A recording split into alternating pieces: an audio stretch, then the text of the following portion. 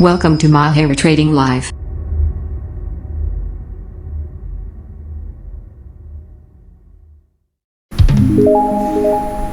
Halo trader forex, selamat datang di channel Mahir Trading Live. Channel ini dibuat untuk mahir forex mulai dari pemula hingga expert. Analisa ini menggunakan trading system supply demand imbalance.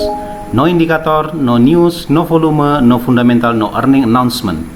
Hanya menggunakan rectangle dan trend line serta dibantu dengan exponential moving average, Anda bisa mendeteksi pergerakan harga futures di semua time frame. Supply demand imbalance bisa digunakan di semua instrumen investasi di dunia seperti forex, gold, stock, cryptocurrency, stock index, CFD, commodity option, ETFs, bond, dan lain sebagainya. Mohon dibantu like, subscribe, komen, dan share agar channel ini dapat berkembang ke depannya. Perlu diketahui bahwa analisa ini sifatnya trading disclaimer, jadi hanya sebagai rekomendasi untuk trading harian dan mingguan. Hari ini tanggal 7 Mei 2022, saya Coach Yudi TW mencoba menganalisis pergerakan dari DXY, Major Pair, Gold, dan XTI untuk potensi pergerakan tanggal 9 Mei sampai 13 Mei 2022. Oke ya. Kita mulai dari DXY. Di time frame monthly chart, kita DXY sudah terbentuk new base di sini ya. Berarti price masih berpotensi akan terus naik ke area 106.459. Jadi targetnya belum selesai ya. Jadi untuk mencapai tersebut, yang terdekat adalah di sini. Kita nggak tahu apakah dia bisa menyampai 119 ya. Tapi saya nggak begitu yakin nyampe ke sana. Maksimal dia ke area sini dia ya, di 106, kemudian dia akan drop lagi ke bawah. Kemudian kita lihat di time frame weekly, sama, targetnya belum tercapai. Di sini terbentuk new base juga baru di sini, kelihatan ya. Nah, di sini new base baru di sini, dan price akan terkerek terus menuju ke area supply di 106.459 ya. Jadi hampir sama mandi dengan weekly-nya ya, area demand-nya, area supply-nya. Kalau kita lihat di time frame daily chart, nah jadi sudah mulai terbentuk ya. Terbentuk new demand di sini, dia sudah naik dan terus menyentuh area sub demand, kemudian dia akan naik lagi menuju ke 106.459 ya. Nah, kita ketahui bahwa indeks US dollar mengalami penguatan ya, secara the Fed menaikkan suku bunga menjadi 1% ya. 2% ya, 1% ya. Dan rencananya sampai akhir tahun ini, saya baca di news itu 2,3% ya rencana kenaikan. Jadi the Fed sangat masif untuk menaikkan suku bunganya. Kita lanjut ke major pair-nya, weekly chart ya. Euro dollar. Nah, ini kondisi minggu kemarin ya, yang closing tadi malam, kemarin malam. Jadi dia potensinya masih akan drop menuju ke 1.0440 ya. Jadi saya belum ada indikasi, kemungkinan besar setelah dia menyentuh ini baru dia price akan balik dulu ke area supply gitu ya. Sebentar. Ya, begitu kira-kira ya.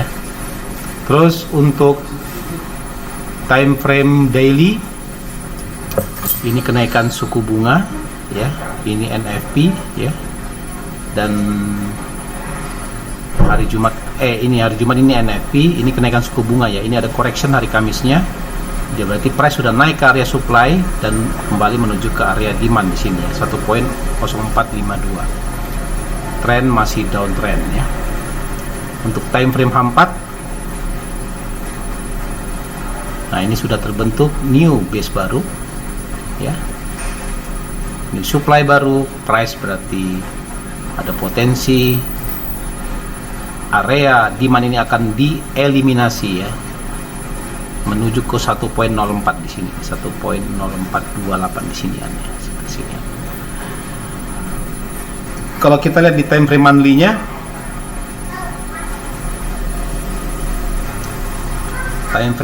ini targetnya ya, yang terdekatnya ini 0.98. Masih ada 700 pip lagi ya. Karena apa? Karena saya melihat di sini sudah terbentuk new supply baru. Ini ada engulfing di sini. Berarti potensi area demand di sini akan dieliminasi dengan target yang terdekat adalah 0.982 ya. Nah, kalau dia indeks US dollar ke 106 berarti euro menyentuh 0.982 ya. Oke, kita lanjut ke pound dollar ya.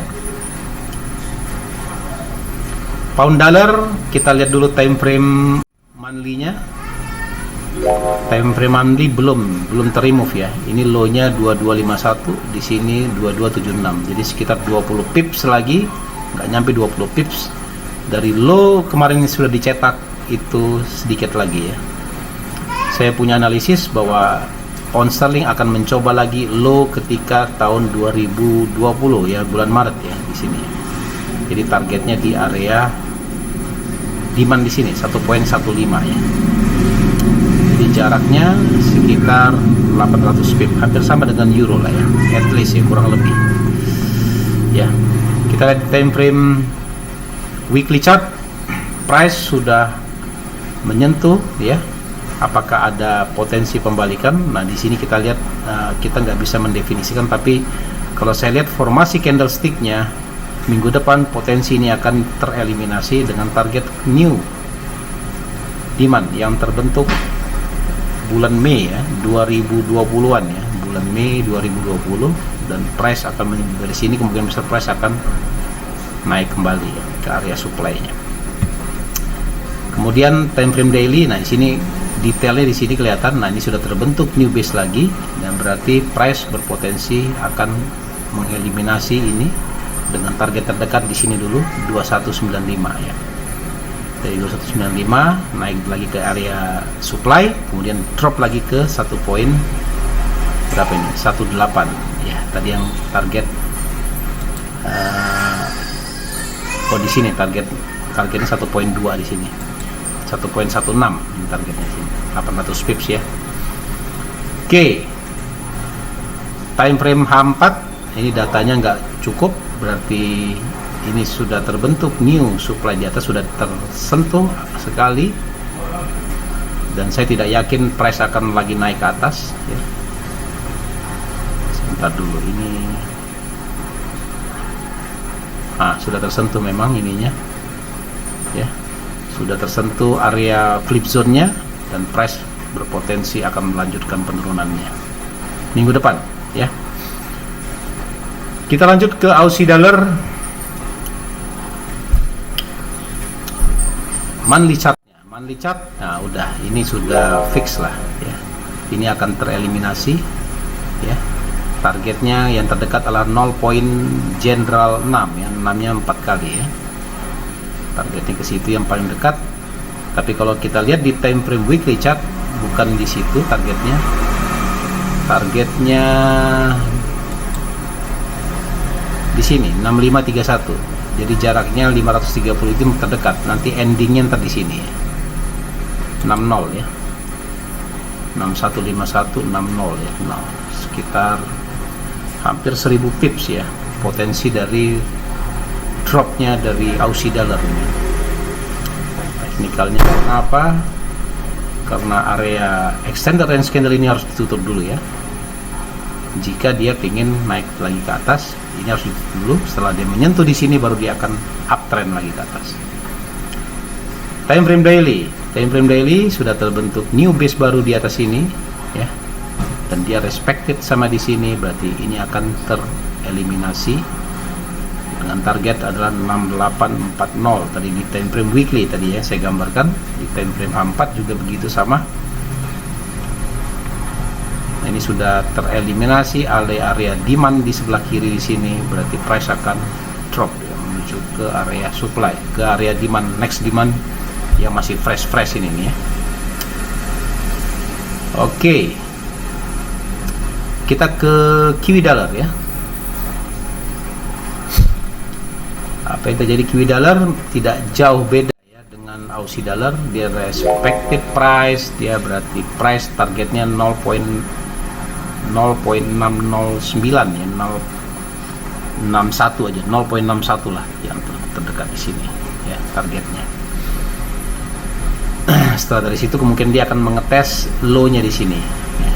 Low-nya di sini akan dites 0.55 yang tercetak ya sama ya bulan Maret 2020 kemarin ketika Covid ya 19. Lanjut ke time frame weekly chart. Nah, ini extended range candle ini, kalau sepak kecil ya. Tuh. Nah, ini strong ya. Yang terdekatnya adalah di sini jaraknya ya. Jadi potensinya dari closing candle sekitar 300 pip yang terdekat. Jadi dia lanjutkan sampai low-nya di sini 0.54. Daily chart. Nah, ini sudah tersentuh sekali ya. Sudah tersentuh sekali price-nya. Ini sudah menyentuh area supply, ada engulfing di sini untuk time frame daily dan ini berpotensi tereliminasi dengan target adalah di area warna biru ini ya. Jadi arahnya masih downtrend, belum ada tanda-tanda dari reversal ya, kenaikan. Pembalasannya juga pas suku bunga saja, habis itu dia turun berikutnya ya. Nah, ini juga sudah confirm, sudah terbentuk new supply di time frame H4 dan price akan menuju ke area warna biru-biru ini ya, untuk minggu depan. Next adalah indirect currency, yaitu dolar yen.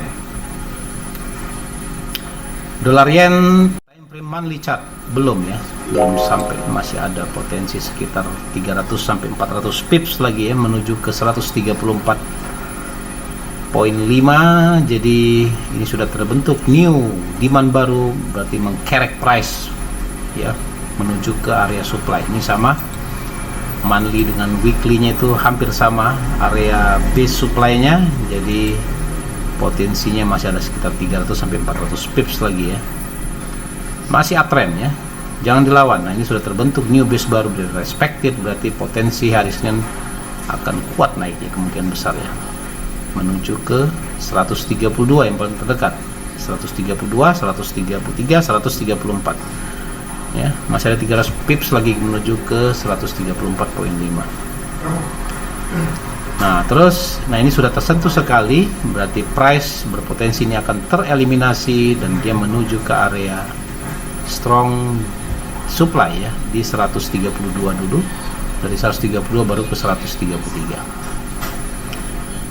Kita lanjut ke dolar luni. Dolar luni juga gitu, time frame monthly chartnya saya nggak usah gambar, ini dihapus saja. Jadi yang terdekat ini ada engulfing, sudah terbentuk gini, ngajleng gini nih ke atas gini ya, berarti price akan menuju ke area supply. Setelah dari sini price akan menuju ke sini, dan kemungkinan besar setelah nyampe dari sini baru akan balik lagi ya, mungkin sampai tahun depan lah ya, nggak bisa langsung 1-2 bulan, belum bisa kalau menurut saya ya. Nah, ini ada warna biru, udah ini up ya. Jadi panduannya adalah directionnya masih uptrend ya. Nah, ini time frame weekly sama uptrend masih ya. Di sini new base baru di sini, dan price ini akan tereliminasi menuju ke area strong supply di 1.3093, area di proximal line-nya sekitar 200 pips lagi ya. Jadi jangan ngambil sell ya,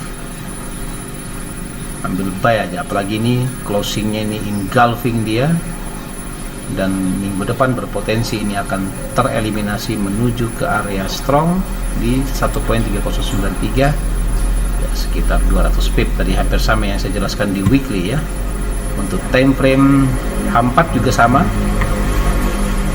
sudah tersentuh satu kali. Ini yang kedua ya, ini yang ketiga. Yang ketiga ini biru, warna biru engulfing, pindah candle buy, targetnya di sini yang dekat. Kalau untuk time frame H4 sekitar 80 sampai 100 pips lah ya. Oke, kita ke Swiss sekarang. Swiss juga begitu sama. Time frame monthly-nya targetnya ini 1.014 ya, berarti sekitar jaraknya masih ada sekitar 300 pips lagi. Nah, ini berpotensi berubah menjadi area demand ya, new demand baru ya. Nah, ini dia target untuk weekly-nya masih ada, nggak begitu jauh sih, 100-an pips lagi kemungkinan besar. Nah, ini area compression ya di sini ya. Ini area compression di sini.